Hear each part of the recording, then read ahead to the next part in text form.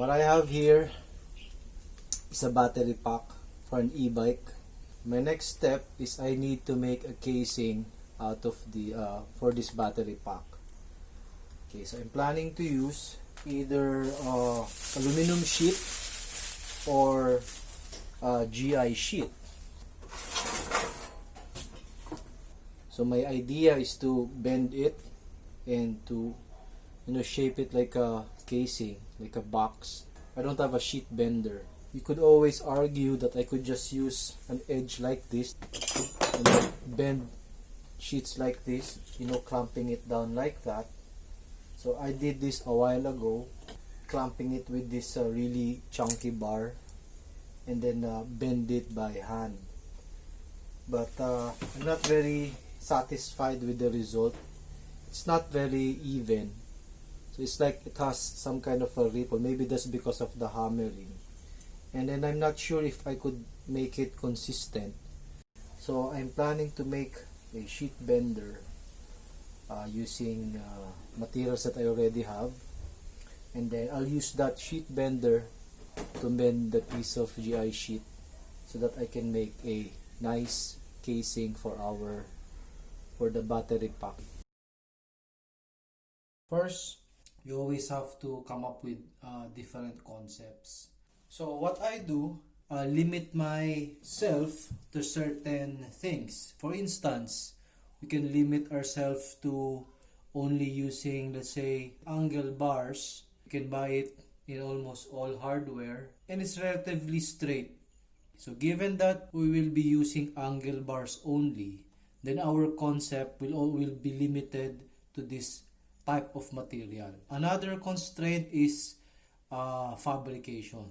This is basically grinding. I can do some drilling, but I'm only limited to 12 mm.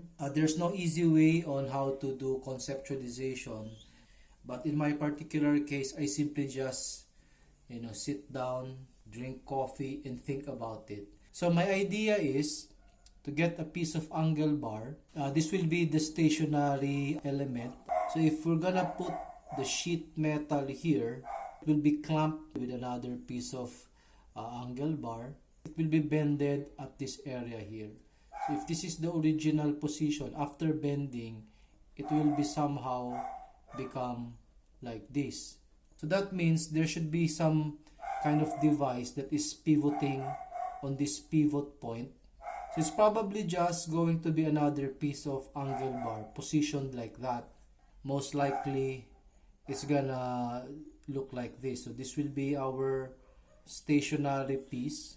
This is the part that is rotating, and then it has to pivot in a certain axis. We have to place some kind of a shaft here, right?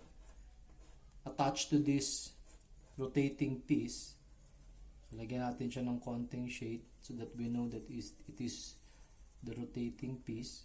I'm gonna support the shaft with pillow block bearings. Probably put some kind of a handle here. If I'm going to use a 1-inch shaft here or 25.4 mm, then that shaft, if it's this big, attached to this angle bar here, it has to rotate freely and it should not be connected to this other angle bar. So that means I might have to cut this angle bar here or do something else with it so that it will not interfere. So those details needs to be handled in the detailed design phase. For the detailed design, we will be using a computer-aided design software. So let's now go to our computer and let's start designing this in detail.